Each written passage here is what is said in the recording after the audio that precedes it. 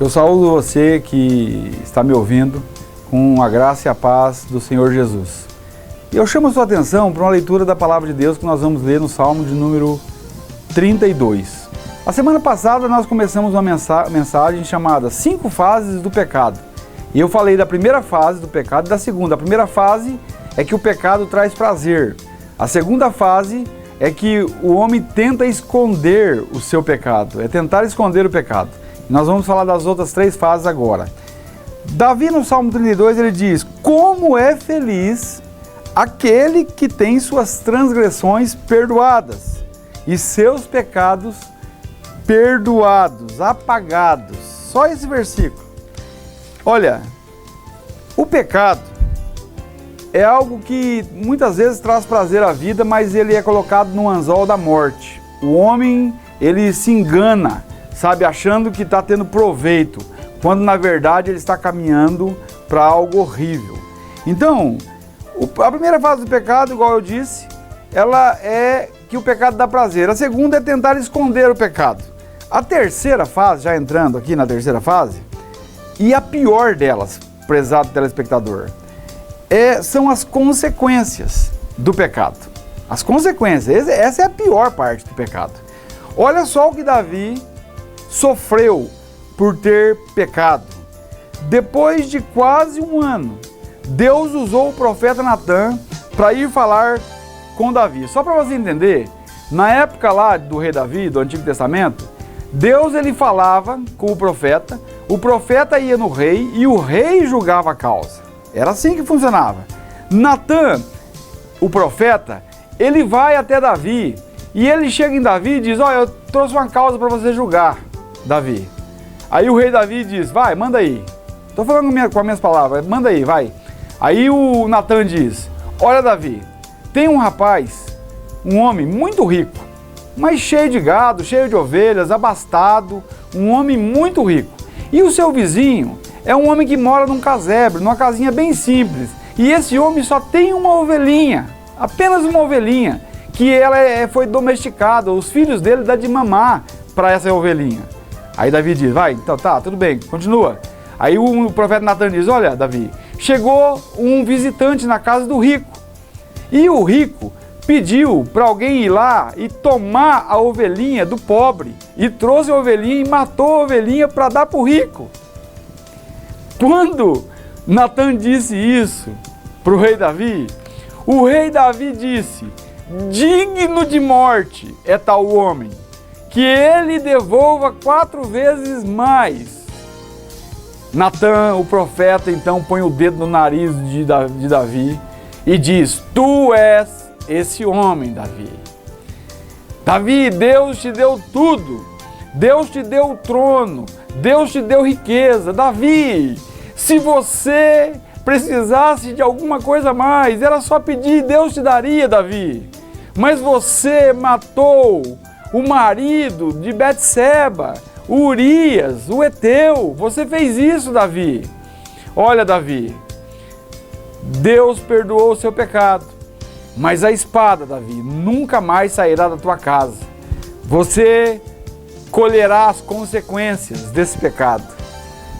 Prezado telespectador, entrando um pouco na história de Davi, olha, primeiro acontecimento, quando Davi diz que seja devolvido 4 vezes mais, olha só o que aconteceu com Davi. Davi, ele teve a morte prematura de 4 de seus filhos. Primeiro, o filho que nasceu de Betseba não vingou. Nasceu, viveu e morreu rapidamente, porque Deus disse que ia tirar. Mesmo Davi ficando 3 dias jejuando para Deus não matar o menino, mas não teve jeito. O menino morreu. Aí o que aconteceu? Amon, né, algumas traduções falam Aminon, foi e violentou a própria irmã, Tamar. Aí olha só, com perdão da palavra, as desgraças que aconteceu dentro da casa de Davi. Absalão, que era irmão de Tamar, vendo aquilo e vendo que o pai não fez nada, não agiu com severidade contra Amon, Absalão tramou a morte do próprio irmão e matou o próprio irmão. Imagina isso. E aí então Absalão, ele se proclama rei e começa a lutar contra o exército de seu próprio pai. Tudo isso dentro da casa de Davi. A Bíblia diz que o filho de Davi, Absalão, ele tomou as concubinas de Davi e praticou sexo com elas para todos verem, à luz do dia. Porque Deus disse para Davi, ó, você fez as escondidas, mas o teu filho vai fazer à luz do dia com as tuas mulheres. Aí o que aconteceu? Davi começou a guerrear com o próprio filho, o exército. Davi pediu para Joabe para não matar o filho, para vencer a guerra e não matar o filho, mas Joabe tinha raiva, tinha ódio de Absalão, pelo que ele fez com o pai, e quando o Absalão foge da guerra para não morrer, ele fica enroscado nos galhos de árvore e Joabe chega embaixo e mata o filho de Davi, Absalão. Então, para analisar, o terceiro filho que morreu. O quarto é Adonias, que também se proclamou rei ao ver o pai fazer com que Salomão ficasse rei, o filho de Betseba, o outro filho, né, o segundo filho depois. E então, o próprio Salomão manda matar o irmão Adonias. Então, 4 filhos de Davi morreram. Davi, ele, praticou algo que teve as suas consequências. Ele teve as suas consequências. Então é algo assim que não adianta, nós tentarmos esconder de Deus ou nada. Davi, ele teve 4 esposas e mais de 300 concubinas, só para você ter ideia, 300 mulheres. E ele morreu nos braços de uma estranha. Onde estavam as mulheres dele? Para analisar. Bem, tem muitos que ficam só nessas 3 fases do pecado, que geram morte. Pelo contrário, eles não vão, para o arrependimento, que é a 4ª fase do pecado. Eu quero partir para essa 4ª fase. A 4ª fase é o arrependimento. Tem gente que só fica nessas 3 fases, Prazer, esconder e consequência de pecado. Agora, Davi não ficou nessas 3 fases. Davi vai para a 4ª fase, que é o arrependimento. Olha só, isso é a coisa certa a fazer. Isso foi o que Davi fez. Davi, ele escreve 2 salmos, o de número 32 e o de número 51, onde ele expressa todo o seu arrependimento, prezado telespectador. Olha só o que Davi diz no Salmo 32. Então eu reconheci diante de ti o meu pecado e não encobri as minhas culpas. Eu disse, confessarei as minhas transgressões ao Senhor.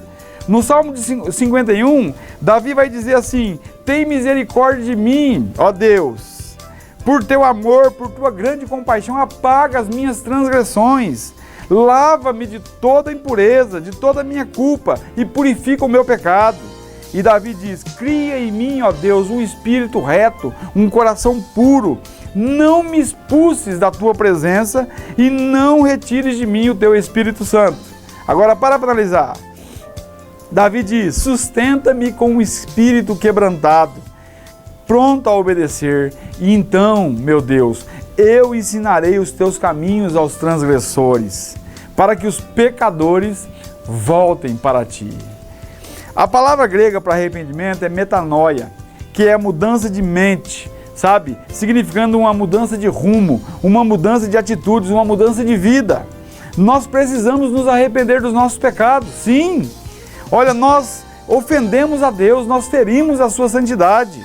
Nós somos pecadores e merecemos condenação, mas o Espírito Santo de Deus nos convence do nosso pecado, da justiça e do juízo, e Deus nos concede o arrependimento para a vida. Leia Atos 11:18. Diz assim, arrependam-se e creiam no... Aqui melhor dizendo, Marcos 1:15. Arrependam-se e creiam no Evangelho. O 11:18 vai dizer que Deus concede arrependimento. Deus é quem concede. Quando Davi é confrontado pelo profeta Natan, que o repreendeu, Davi teve uma profunda tristeza pela desonra a Deus. O que sentimos quando pecamos? O que você sente quando você peca? Alegria? Ou tristeza? Olha, se algum dia você nasceu de novo, o fato de que você nasceu de novo, que você se arrependeu um dia, como disse o pastor Paul Washer, é que você vai se arrepender todos os dias. Sempre. Você vai entender que não é pela sua própria força, não é por aquilo que você faz, mas é por aquilo que Jesus fez na cruz do Calvário. Deus, Ele nos recebe por causa de seu Filho amado, Jesus Cristo. É em Cristo que nós temos o perdão dos nossos pecados. Somente em Cristo. A última fase do pecado é o perdão de Deus. Davi pede perdão a Deus e Deus perdoa. Prezado telespectador, não há pecado que Deus não perdoe. Sabe, o perdão de Deus é algo maravilhoso. Nós servimos a um Deus amoroso, a um Deus perdoador. Para analisar, Jesus, ele veio da linhagem de Salomão. O perdão de Deus nos liberta, ele nos traz alívio para a alma, ele nos dá paz. Davi, ele exclama no Salmo 32, como é feliz aquele que tem suas transgressões perdoadas e seus pecados apagados. Feliz é o homem cujo pecado é perdoado. Olha, a Bíblia vai dizer em 1 de João, capítulo 1, versículo 9, se nós confessarmos os nossos pecados, Ele é fiel e justo para nos perdoar os pecados e nos purificar de toda injustiça. A dívida que era nossa, Jesus pagou-a na cruz. Jesus disse, está consumado, tetelestai. Ele pagou a dívida. A cruz, prezado ouvinte, mostra o quanto nós somos maus. A cruz mostra o quanto Deus é bom, o quanto Deus é amoroso, o quanto Deus é perdoador em salvar, em perdoar pecadores miseráveis como nós. A cruz é algo fantástico que veio de Deus. Olha, você precisa, o que você precisa fazer para ser perdoado? Você primeiro precisa entender que você é um pecador, sabe? Você tem que entender e reconhecer isso, que você não merece nada, não é por mérito teu. Atos capítulo 3, versículo 19 diz, arrependei-vos, pois, e convertei-vos para que sejam apagados os vossos pecados. Você tem que se arrepender dos seus pecados. Que mais? Você precisa entregar a sua vida a Cristo, render a sua vida ao Salvador, perdoará, que te salvará. E você, então, você precisa correr para os braços do Senhor e pedir perdão, misericórdia a esse Deus, para que Deus, Ele aceite você na família dEle como filho dEle. Então, prezado telespectador, o desejo do meu coração é que você cumpra essas duas últimas fases do pecado, que é o arrependimento e que é o perdão de Deus.